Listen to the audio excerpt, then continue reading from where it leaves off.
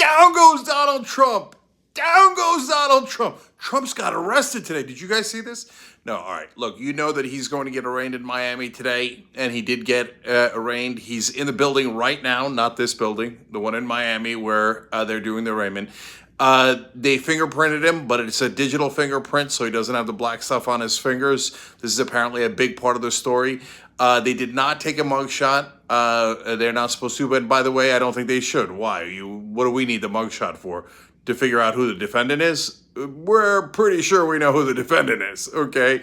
So, but it is technically an arrest. That's what happens.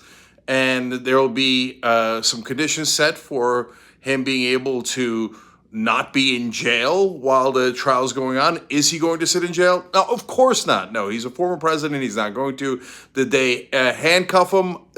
No, they did not handcuff him. So the proceedings are still happening now. Is there anything that's relevant that's going to happen today? Well, he's going to plead. Is he going to plead guilty or not guilty? I got news for you. He's going to plead not guilty, okay? His lawyer says he's in a defiant mood, to which I say, of course!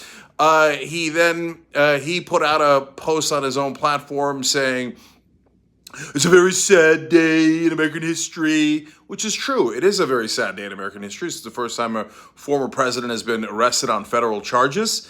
But who made that happen? He did. Why did you needlessly take home all those documents? Why were they national secrets, our top secrets, including our defenses, other countries' defenses, including nuclear secrets? And most importantly, when you took them home and they figured it out and they wanted them back, why didn't you give them back? Why did you hide them over and over and over again? Why are you a career-long criminal? These are all the questions that are going to be answered. Look, guys, he's facing an enormous amount of time in prison with 37 counts here. So it's like most analysts will tell you, no, he's a former president. The elites never go to jail. This is about holding him theoretically accountable, not actually accountable, but it is an actual trial. He is actually arrested today. He has been arrested, and he's going to go through a proceeding like you would, right? Now, he gets a bunch of privileges like the no mugshots, etc.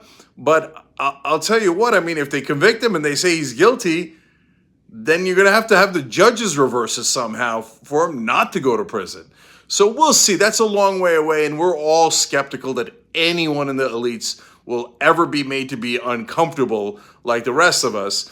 Now, the right wing is skeptical that anyone who's a Democrat or on the left will be held accountable. Now, that's hilarious given that law enforcement mainly targets the left politically, historically in this country. But the bottom line is, no, it's what's shocking is not that a Republican is being held or accountable, or a politician that's a Republican or a Democrat.